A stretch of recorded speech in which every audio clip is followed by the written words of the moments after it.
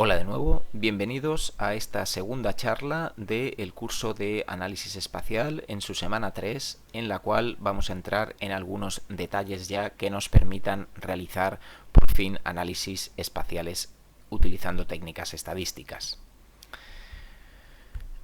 Una vez ya completada la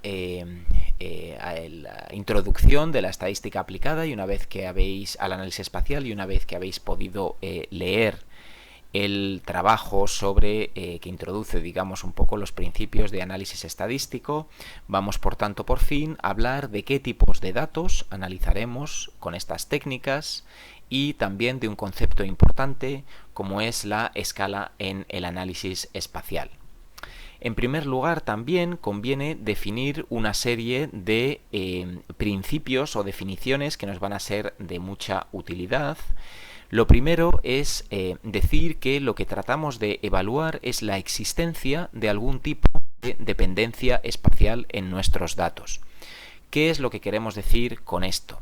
Como dice la primera ley de la geografía de Tobler, básicamente lo que queremos decir es que todo está relacionado con todo, pero resulta lógico suponer que los puntos más próximos están más relacionados que los puntos más lejanos, por lo menos hasta un cierto umbral, es decir, pues la probabilidad de infección posiblemente sea más parecida en granjas que estén muy próximas hasta una distancia máxima de 10 kilómetros, 20 kilómetros, 50 kilómetros, dependerá de la enfermedad.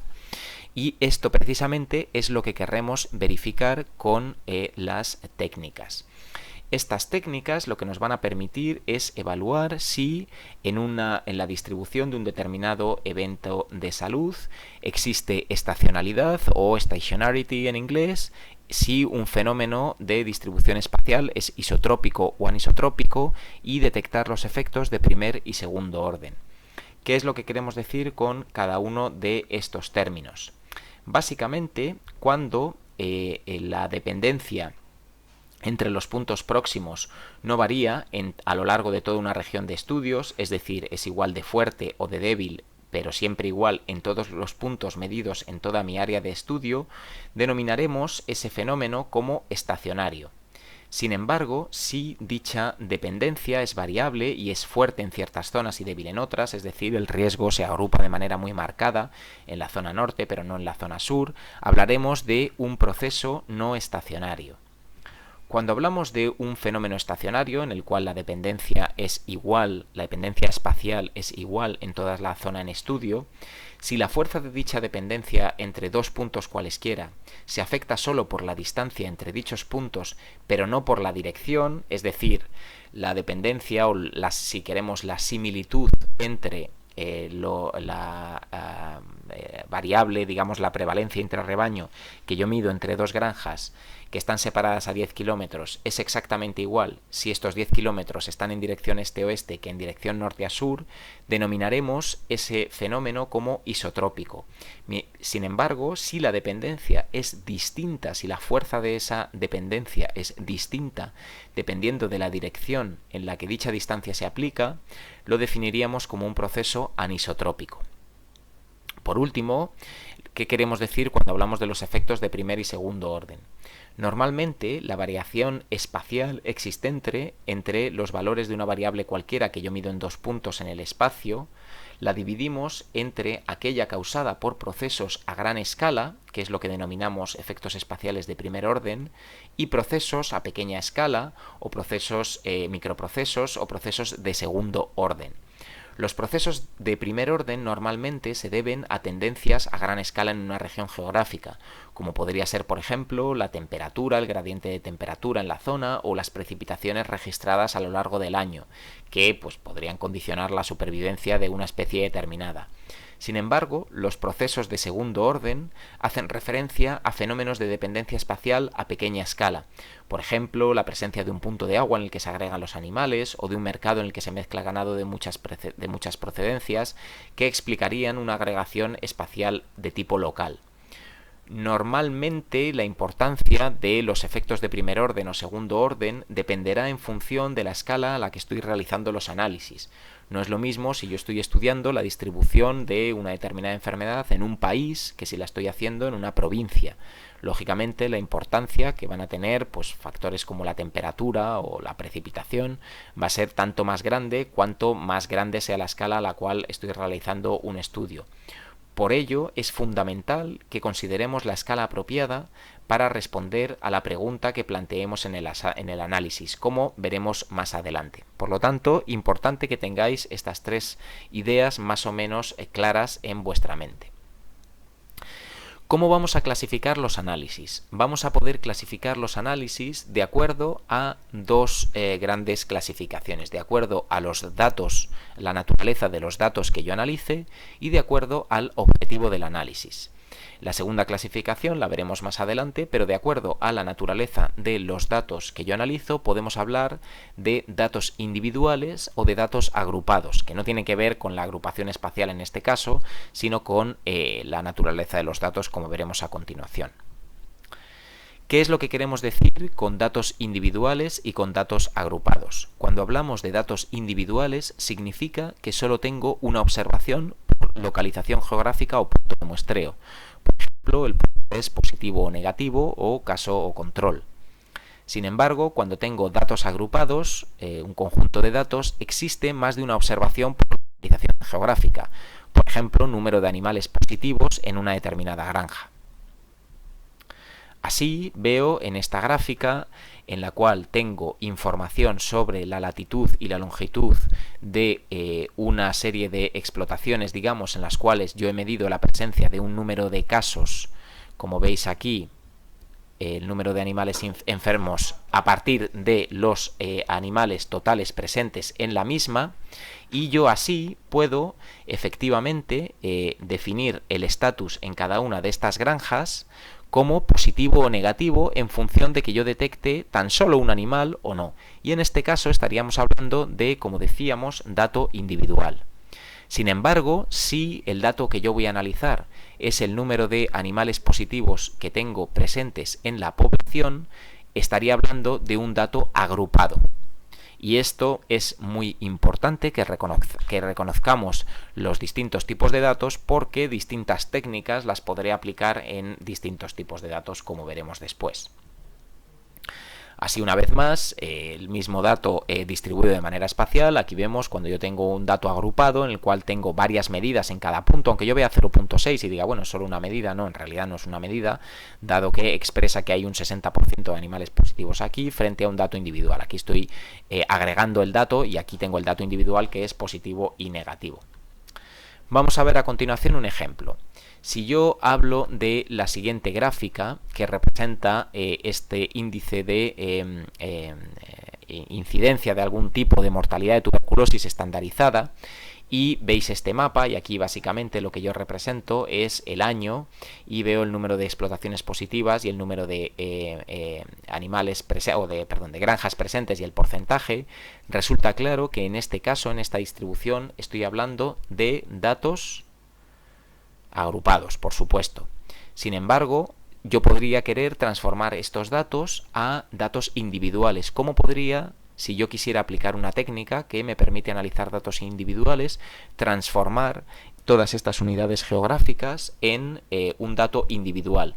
Pues podría decir todo aquello que esté por encima de un determinado porcentaje, digamos que alcanza un determinado color, y automáticamente paso de esto que tiene un dato agrupado aquí a esta formulación que tiene un dato individual, en el cual cada una de estas regiones solo puede tener un posible valor entre las categorías de 0, 1, 2 y 3. Por último, destacar la importancia de utilizar, como decíamos anteriormente, la escala apropiada en el análisis. Hay una denominación más frecuente de escala, que es más de tipo geográfico y no tanto de tipo epidemiológico, que es la escala de un mapa, que simplemente expresa la relación que existe entre la distancia del mapa y la distancia de la Tierra. Hay dos maneras fundamentales de representar dicha escala, que es utilizar la fracción representativa, que básicamente tan solo quiere decir que una unidad de distancia en el mapa representa, por ejemplo, 100.000 en la realidad, realidad que el mapa precisamente nos está queriendo representar, que esta fracción representativa tiene la utilidad de que no depende de un tipo particular de medida que estemos utilizando, pero tiene el inconveniente de que es menos intuitiva y que si yo cambio el mapa, si yo lo aumento o lo disminuyo, lógicamente se deforma. Y luego está la escala gráfica, que es estas figuras que hemos visto en todo tipo de mapas, que simplemente representan la distancia en el mapa que tiene esta distancia, la distancia en la realidad que ocuparía esta distancia en el mapa. Por ejemplo, pues aquí estaríamos hablando de 100 kilómetros y aproximadamente 60 millas cuando hablo de esta distancia. Esto tiene la ventaja de que si yo cambio para empezar es bastante más intuitivo, está segundo el uso de escalas gráficas, y si yo cambio el tamaño del mapa, si yo lo aumento o lo disminuyo, se mantiene la relación. Sin embargo, el inconveniente que tiene es que depende mucho de las unidades y es más difícil de usar en cálculos. En cualquier caso, lo que es importante que recordemos es que cuando yo uso una gran escala es porque estoy estudiando un área pequeña, porque el factor de escala es muy bajo, y cuando estoy haciendo un estudio a pequeña escala significa que el área en estudio se verá mucho más grande.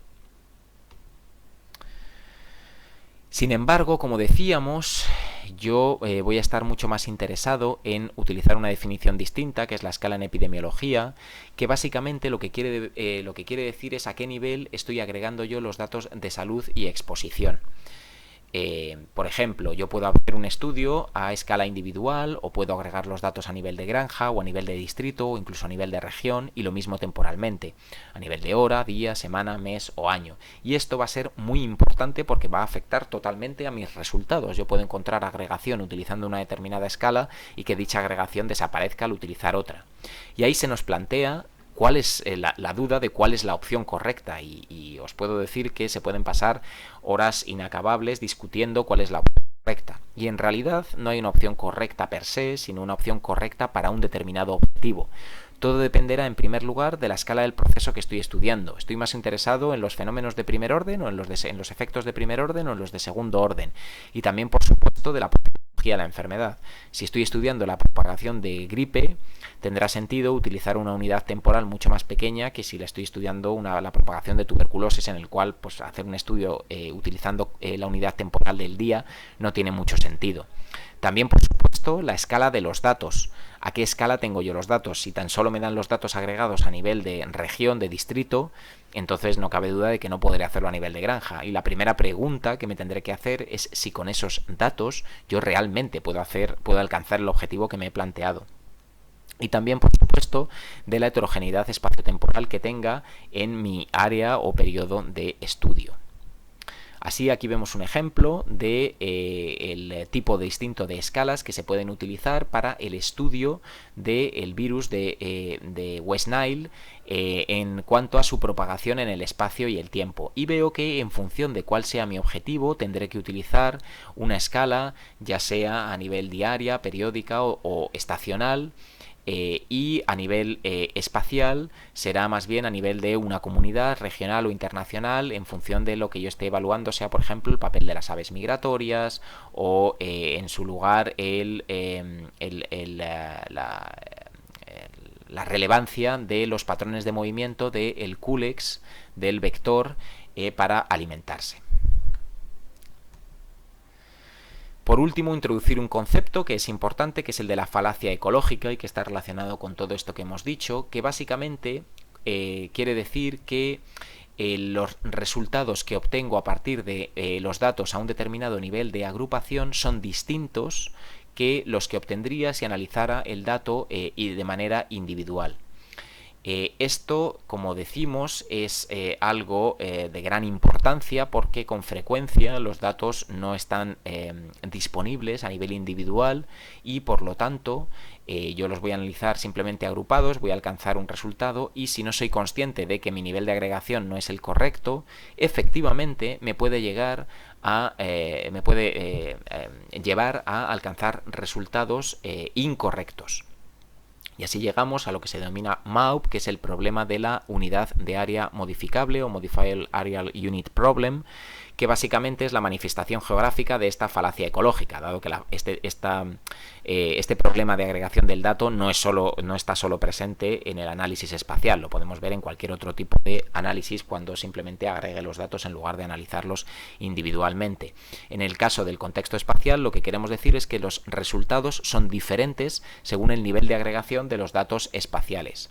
Este término se acuñó en el siglo XIX, el gerrymandering, precisamente por un político que básicamente lo que vio es que en función de cómo agrupar a los distintos distritos de una determinada región en el Reino Unido, pues podía conseguir que su partido ganara o perdiera, y por tanto ponía de manifiesto cómo la unidad de agregación era muy importante en el resultado del análisis.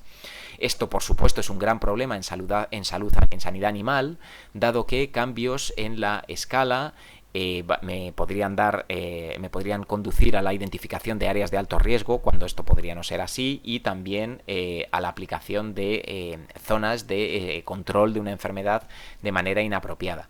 Por ejemplo, mirad cómo cambia el patrón de, estos son unos mapas de distribución de brucelosis de hace bastantes años en España, y ved cómo cambia en función de si yo lo agrego el dato a nivel de provincia, que es por supuesto una agregación muy grosera.